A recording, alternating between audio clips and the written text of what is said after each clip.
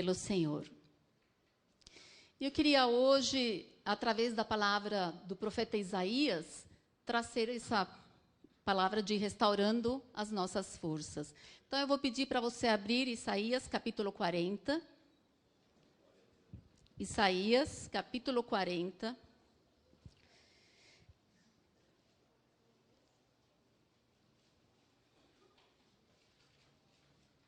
Nós vamos tirar deste capítulo lições para a nossa vida. Vamos aprender com o povo de Deus, com o povo de Israel. Vamos ver a situação em que ele estava e o que o Senhor fez com eles. Todo mundo encontrou? Amém? Isaías, capítulo 40. Nós vamos ler primeiro o 1 e o 2. Consolai o meu povo. Consolai, disse o vosso Deus. Confortai o coração de Jerusalém e proclamai-lhe que já se cumpriu o tempo da sua luta, que o seu pecado foi perdoado e já recebeu em dobro da mão do Senhor por todos os seus pecados. Qual era a situação do povo de Israel? O profeta Isaías, ele é levado para o fim do cativeiro babilônico. Ele vê o fim desse cativeiro, e o Senhor lhe mostra que o povo de Israel estava precisando de consolo. O povo de Israel estava precisando de conforto. O povo de Israel estava precisando de suas forças serem renovadas, porque eles já tinham sofrido demais. Eles já tinham experimentado todo tipo de sofrimento. Eles eram prisioneiros na guerra. Eles foram levados como prisioneiros e eles já tinham experimentado todo tipo de dores, de sofrimentos. Por isso que ele fala, consolai, consolai o meu povo. Pede para o profeta falar, consolai o meu povo. Confortai o coração, tem algumas versões que falam, fala ao coração do povo que o consolo vai chegar. Porque já se cumpriu o tempo da sua luta. O limite do sofrimento já estava no topo. E Deus viu isso. O Senhor viu que a medida do sofrimento já chega, não aguentavam mais. E interessante que ele fala também, os seus pecados foram perdoados. E já recebeu em dobro da mão do Senhor por todos os seus pecados. Nesse primeiro momento, eu quero que você pense na sua vida, no seu sofrimento. Qual é a sua situação? O que você está vivendo? Será que a sua situação, o seu sofrimento, você pode olhar para o Senhor e falar assim, eu não aguento mais. Humanamente falando, eu já fiz tudo que eu poderia ter feito. Agora é só o Senhor. Sabe quando a pressão é tanta que você arrebenta ou alguma coisa tem que acontecer. Você está na beira do precipício. Você já está para não aguentar mais. E o Senhor fala, consolai o vosso coração. Mas pense só primeiro no seu sofrimento. Qual é a tua situação diante do Senhor? Vamos lá, versículo 3. A voz do que clama, preparai o caminho do Senhor no deserto, endireitai ali uma estrada para o nosso Deus. Todo vale será elevado, todo monte e toda colina serão rebaixados. O terreno acidentado será nivelado, e o que é íngreme será aplanado. Interessante aqui que essa passagem nos lembra de quem? João Batista, que ele estava no deserto, clamando no deserto por arrependimento, que seria o caminho para a vinda de Jesus naquela época. O povo aqui estava no sofrimento, a condição espiritual desse povo era deserto. Amados, é no deserto que a gente precisa clamar. É no deserto em que os vales têm que ser nivelados, em que as montanhas têm que ser niveladas. É no deserto, diz a palavra, que a gente tem que endireitar o caminho para o Senhor. Não podem ser vales e montanhas que se interponham entre a vinda do Senhor e a minha vida. Será que... Eu li alguns comentários que falavam assim, que as montanhas poderiam ser os orgulhos, as arrogâncias, as pretensões demasiadas que não nos deixam ver o nosso Deus. Os vales, às vezes, são aquelas profundezas de desânimo, aquelas profundezas de tristeza, de desalento, que também não nos deixam ver o nosso Deus. Se interpõem e nós não podemos permitir. Tem que ser tudo nivelado para a vinda desse nosso Deus. Amados, o povo estava cativo na Babilônia. Eles se encontravam espiritualmente no deserto, mas o profeta levanta a voz porque vai vir uma restauração para eles. João Batista, no Novo Testamento, contexto ainda de Velho Testamento, porque Jesus não tinha morrido e ressuscitado, mas ele clama por arrependimento, porque Jesus estava para vir. Amados, nós já temos Jesus Cristo.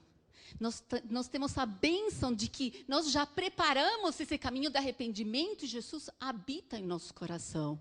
Mas qual é o teu deserto hoje? Nós podemos pensar que a vida como um todo é um deserto. A vida, enquanto a gente estiver aqui na terra, é um deserto. E nós vamos esperar a glória do Senhor, quando tudo acabar.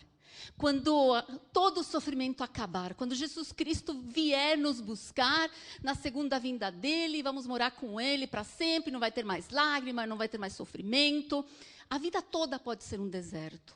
Mas nessa vida toda, que para alguns é 70, 80, 90, 20, 30, há pequenos desertos. Nós passamos por pequenos desertos, pequenos, maiores, mas a gente passa por diversos desertos na nossa vida. E é nesse deserto, é no deserto, que o caminho tem que ser endireitado. É no deserto que os vales e as montanhas têm que ser aplanadas, para que nada se interponha entre a vinda do Senhor e a minha vida. O Senhor Jesus já nos salvou. Quando nós recebemos a Cristo como Senhor e Salvador das nossas vidas, Ele nos salvou e quando Ele voltar, nós vamos morar com Ele. Mas Ele quer trazer salvação às diferentes áreas das nossas vidas. Ele quer trazer essa cura nos diferentes desertos das nossas vidas, nos sofrimentos que a gente passa enquanto a gente estiver neste mundo. Então, sempre vão haver vales e montanhas. Você pode pensar assim, mas eu não sou orgulhoso, mas eu não sou depressivo. Mas, às vezes, nós estamos orgulhosos. Há situações nas nossas vidas que nos deixam arrogantes. Há situações nas nossas vidas que nos deixam depressivos. Não precisa ser assim, mas a gente passa, todos nós passamos por períodos diferentes das nossas vidas que pode interpor o nosso Senhor vir nos trazer uma força, uma fortaleza, um consolo. E aí, vamos para o versículo 6. Uma voz diz, clama, eu digo, o que clamarei? Toda pessoa ou toda carne é como a relva, e toda a sua glória como a flor do campo. Seca a relva e cai a sua flor. Quando o vento do Senhor sopra sobre elas. Na verdade, o povo é relva. Seca-se a relva e cai a sua flor, mas a palavra do nosso Deus permanece para sempre. Enquanto nós estamos no deserto, seja na vida toda, seja nos pequenos períodos, o povo de Israel, o que o profeta está falando aqui para clamar? Clame a sua fragilidade. Clame a sua humanidade. Reconheça diante do Senhor que você é frágil. Vamos reconhecer diante do Senhor que nós somos humanos, que nós somos perecíveis, que nós somos temporários. O povo é relva. A relva se seca. Os momentos de glória que a gente tem são como a flor do campo. O Senhor sopra e já era. Já era. Gente, o que é a vida? Um instante. O que é a vida? É muito rápido. Seca-se a relva, cai a sua flor. O que nós clamamos no deserto? É no deserto que nós temos que reconhecer a nossa situação. No deserto, você precisa reconhecer a situação que você está vivendo com toda a humildade diante do Senhor. É ali que você reconhece a sua miserabilidade. É aí que você reconhece a sua mesquinhez. É ali que você reconhece o seu egoísmo. É ali que você reconhece que precisa do Senhor. Por quê? Porque o Senhor tem promessas. O Senhor pediu para o povo fazer isso, porque Ele tem promessas. E a palavra permanece para sempre. O vento no deserto começava a soprar em maio e, de repente, ele ficava horroroso. Amados, a sua vida, de repente, está tudo bem, de repente, fica horrorosa. Às vezes é na área financeira, às vezes é na área física, às vezes na área espiritual. Deus é tão maravilhoso que não vem tudo junto, né? Quantas vezes vai chegando o fim do ano e fala assim, meu Deus, que 2013 passa rápido, que eu não aguento mais. Aí começa 2014, daqui a pouco dá, que 2014 acaba, não é porque não aguento mais. Né? O povo precisava do Senhor, porque a palavra do Senhor permanece para sempre. E olha que interessante, qual é a promessa do Senhor? Versículo 5 que nós pulamos. A glória do Senhor se revelará, e todos juntos a verão, pois foi o Senhor quem falou. Você e eu podemos ver a glória do Senhor revelada em cada face da nossa vida. Eu e você, nós podemos ver a glória do Senhor revelada em cada situação, em cada deserto. Aí vá para o versículo 9.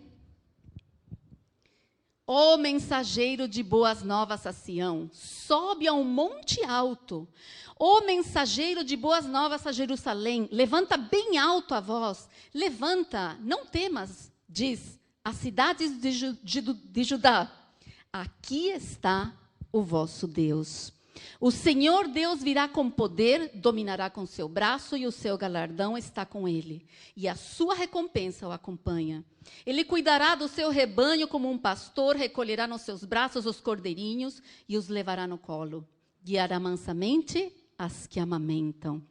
Amados, a palavra do Senhor permanece para sempre. A palavra do Senhor é eterna. A palavra do Senhor não falha. A palavra do Senhor não é corruptível. Nós somos. Mas nós, pela palavra, podemos ver a glória dele nas diversas áreas da nossa vida. E para trazer esse consolo ao que Israel estava vivendo naquela época, pede mensageiro de boas novas. Você está trazendo boas novas a Judá, boas novas a Sião.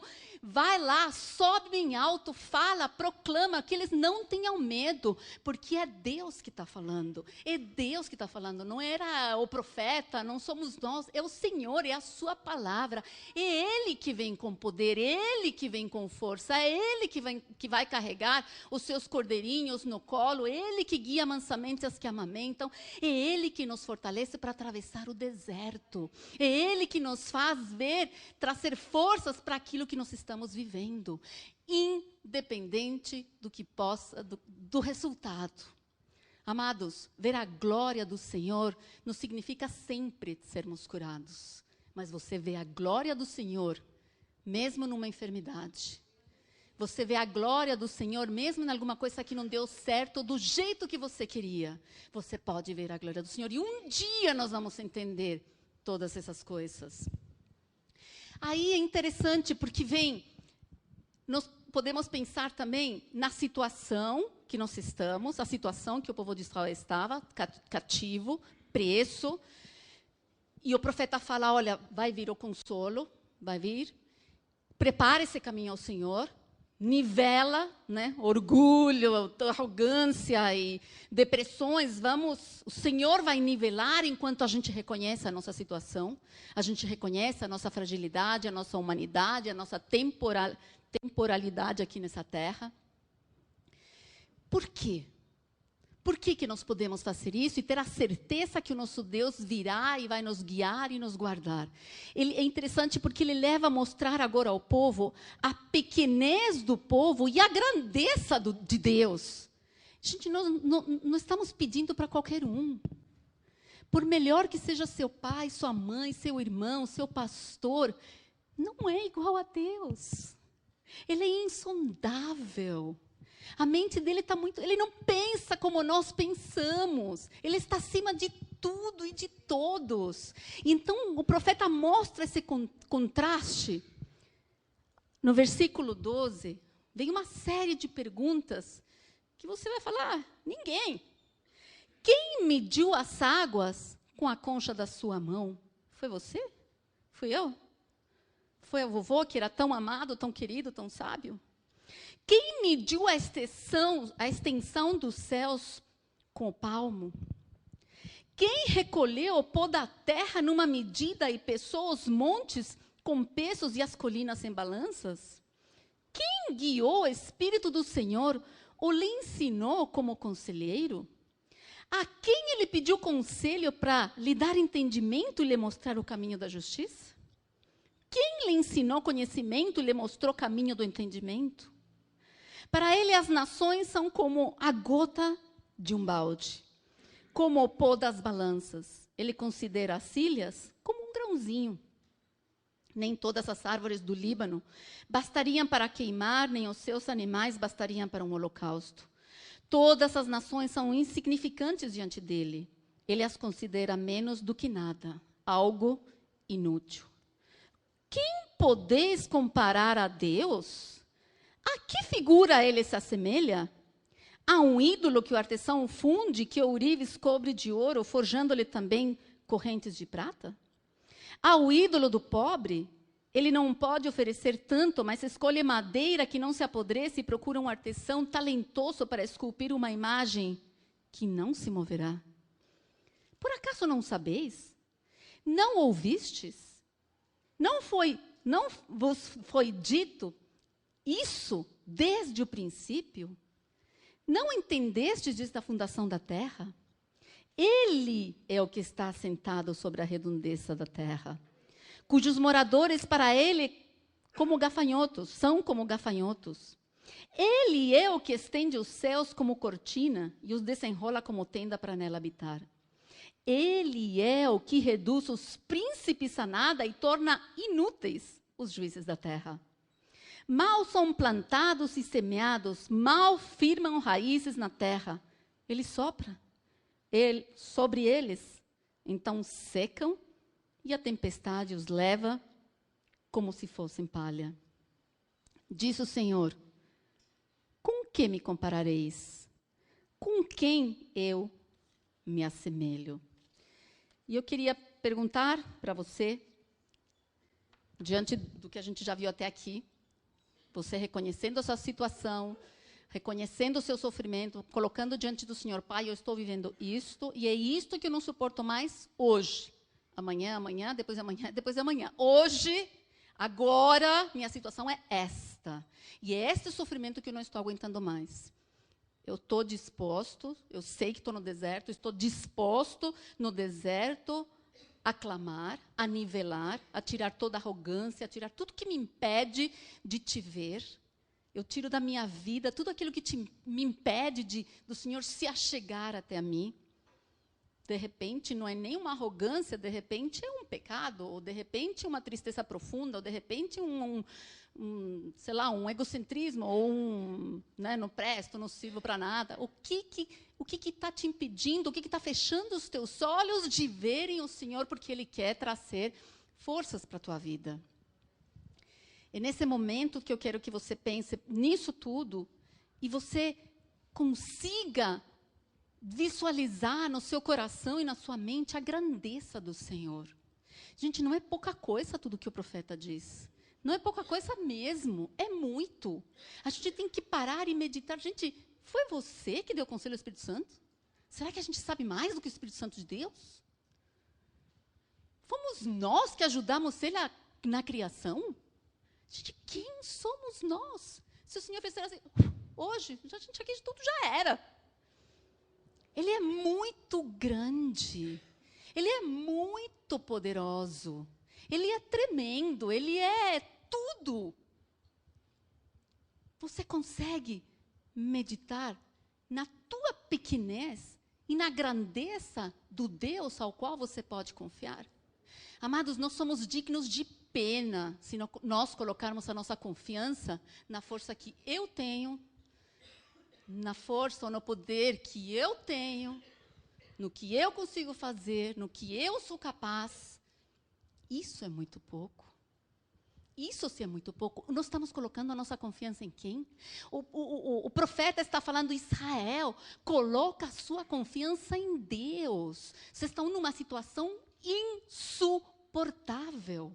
Vocês estão exaustos, exauridos. Não há horizonte, não há luz para vocês, mas clamem, dobrem seus joelhos e vejam que vocês estão clamando ao Deus grande que pode fazer todas as coisas. Mas aos olhos do povo não havia nenhuma solução. Sabe quando você olha para o seu problema e você fala assim, não tem solução, não tem solução.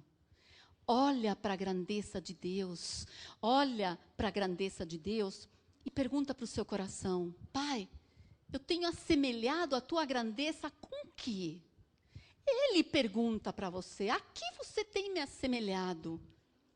Será que temos feito ídolos em nosso coração? A gente não se curva diante desses ídolos que ele colocou aqui. Mas às vezes a gente faz outros ídolos no nosso coração que nos separam.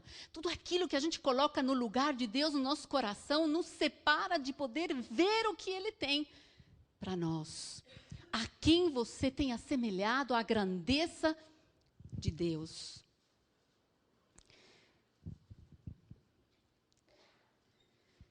Versículo 26. Levantai os olhos para o alto e vede. Quem criou estas coisas? Foi aquele que fez sair os exércitos dela segundo o seu número. Ele chama a todas pelo nome. Por ser ele grande em força, forte em poder, nenhuma delas faltará. O teu Deus, o meu Deus, ele é grande em força e forte em poder. 27. Por que dizes, ó Jacó, e falas, ó Israel, o meu caminho está escondido do Senhor e o meu direito passa desapercebido, ó meu Deus? E eu queria que nesse minuto você colocasse o seu nome, que você falasse, por que dizes, ó Marta? Por que dizes, coloque o seu nome ali. Por que falas, ó Marta, o meu caminho, o meu problema, a minha vida, a minha situação, a minha finança, a minha saúde está escondido do Senhor. O meu direito passa desapercebido, ó meu Deus. O Senhor não está vendo que eu estou sendo injustiçado? O Senhor não está vendo que tudo que me é por direito não vem? Por que você disse isso no teu coração? Não sabes? Não ouvistes que o eterno Deus, o Senhor, o Criador dos confins da terra, não se cansa e nem se fadiga? Ele não se cansa e não se fadiga.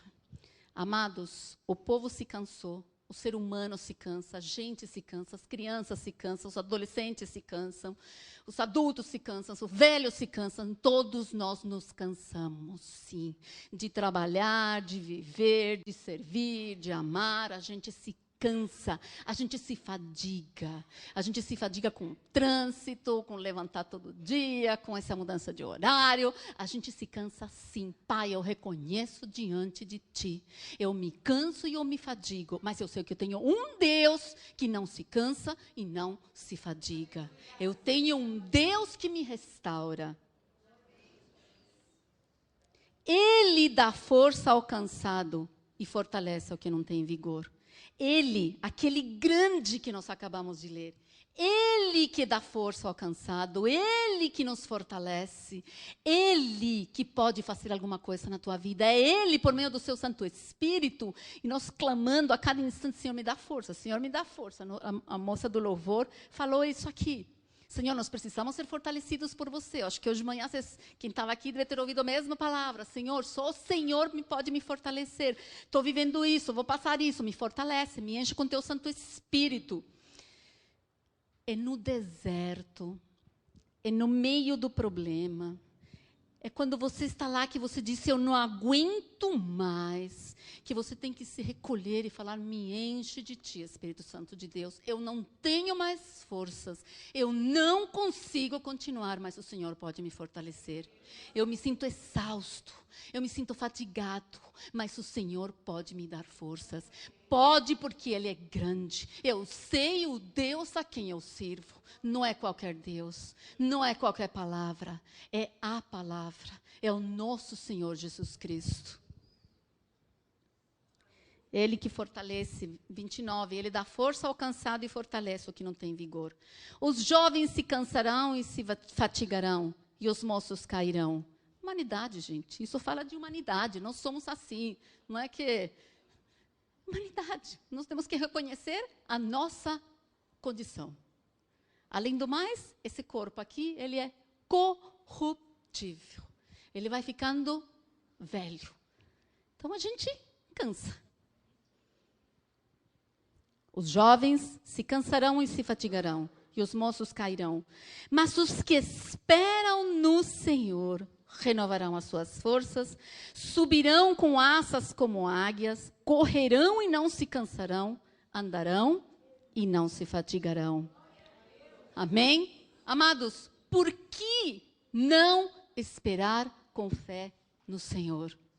Se o profeta está mostrando quem é Deus, ele está contrastando a nossa pequenez com a grandeza do nosso Deus, que é incomparável. Por que não esperar nele? A gente espera em tantas coisas, pessoas, por que não esperar nele? Por que não esperar no Senhor? Ele pode nos renovar. E olha que interessante, ele diz que o Senhor, aqueles que esperam no Senhor, vai renovar as forças, subirão com asas como águias, correrão e não se cansarão, andarão e não se fatigarão. Ele não fala que Ele vai nos fortalecer para não andar mais, para não correr mais. Enquanto a gente estiver neste mundo, a gente vai ter que correr e andar. A gente tem que pedalar, né? Mas Ele nos fortalece para poder continuar correndo, para poder continuar andando, mas nele. Nele, Ele que te pega pela tua mão direita e diz para não temer Ele. Veja-se no meio do deserto, com Ele te carregando, você correndo com Ele, você andando com Ele. Você tendo forças para passar por qualquer situação com Ele. Para passar, para obter vitórias ou derrotas, mas com Ele. Faz toda a diferença. E o que me chama também a atenção, a comparação que Ele faz, quando Ele diz que subirão com asas como águia.